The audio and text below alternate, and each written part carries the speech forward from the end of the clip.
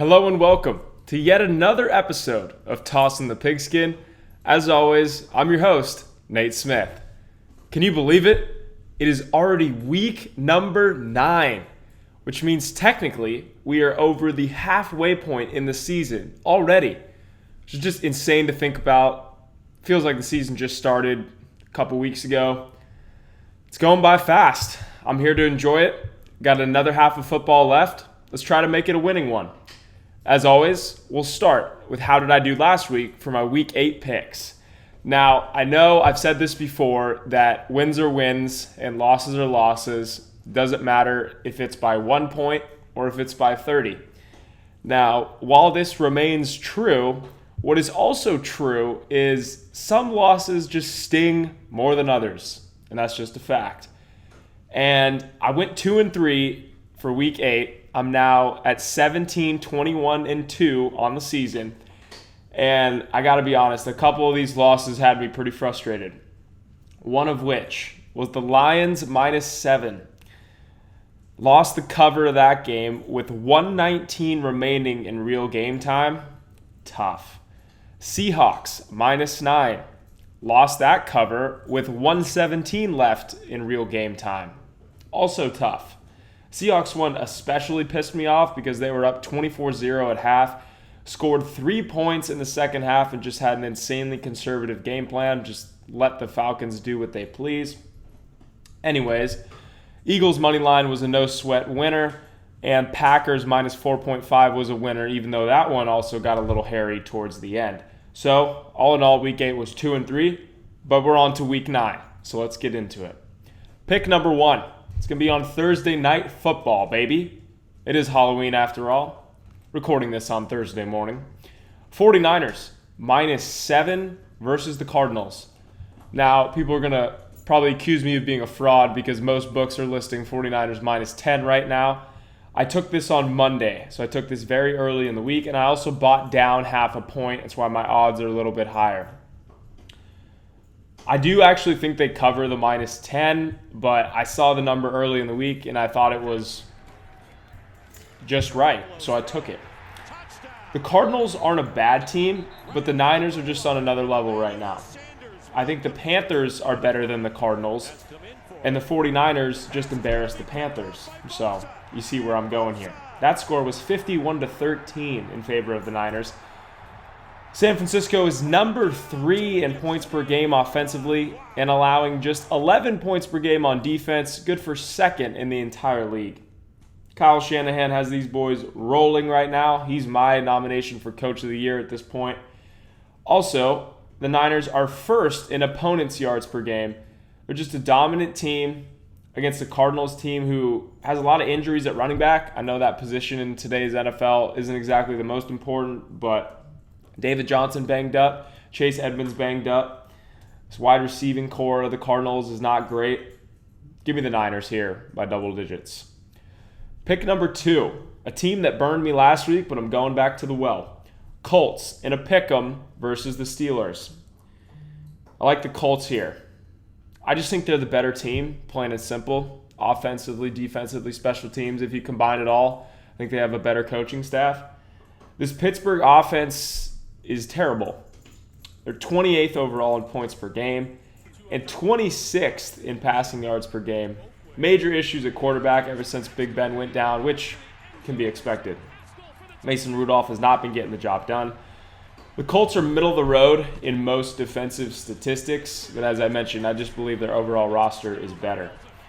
The Steelers have a good defense, don't get me wrong, but I just can't trust Mason Rudolph or the Steelers offense to consistently put up points. And they struggled in the first half last week against a Miami defense, which is obviously not too good. Colts defense is a lot better than them. Oh, and Steelers are on a short week. They played on Monday night. I like the Colts. All you need them is by a point. Pick number 3. I've seen some conflicting spreads here. A lot of books aren't listing it until we get an official ruling on if Mahomes is playing or not. But I like the Vikings spread at around 2.5, probably up to a touchdown against the Chiefs.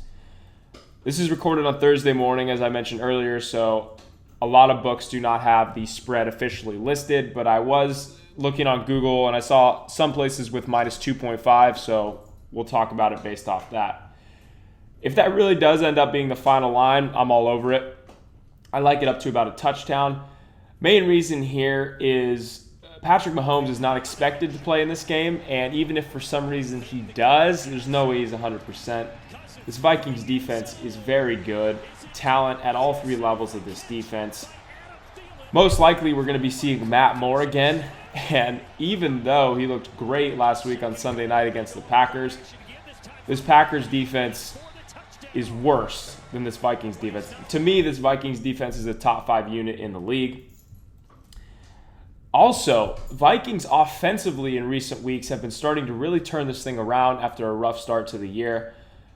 The Vikes are now number 1 in yards per pass, which is a very impressive climb after the first few weeks of the season where they were extremely run heavy and just not calling a good offensive game plan, in my opinion. Also, this Minnesota defense is 3rd in points per game allowed, which is 16.5. So for those two reasons, give me the Vikings here on the spread.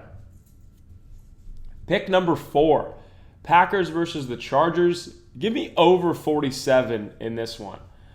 First things first, neither one of these defenses is very good. Green Bay gives up a lot of yards. They're 22nd in opponents' yards per game, and the Chargers are 27th in opponents' yards per pass. Both of those things don't exactly lead to a low-scoring game. I think we'll see a lot of points in this one. Both offenses that can put up points. Both offenses have very talented quarterbacks in Rivers and Rodgers. Chargers, 6th in the league in passing yards per game offensively. Rivers didn't have his best game last week against Chicago, but that's expected as they're one of the most impressive units in the entire league. Rivers, so far this season, is 8th in the league in passing yards per game. I look for both offenses to get clicking here, to get rolling. I think a lot of points will be scored in this one.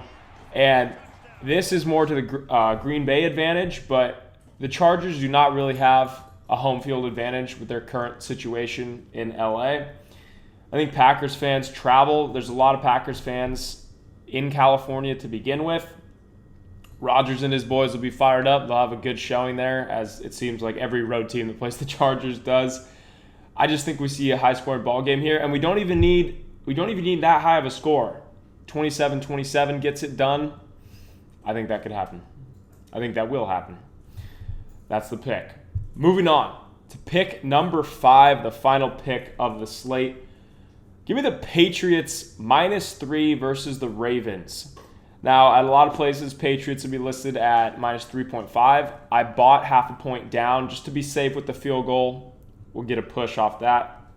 But that being said, I don't even think it comes down to that. I was just being cautious. The Ravens are having a good year, but kind of like the Niners right now, the Patriots are on another level. The top tier of the NFL are the Patriots and the Niners, and in my opinion, no one is close to either of those two teams right now. Specifically, defensively, New England has just been on fire. The Ravens are coming off a bye, but I don't care. New England offense is number 1 in the league in points per game. Oh, and so is the defense in points per game allowed. The Ravens offense has been excellent this year. Number 2 in points per game and yards per game.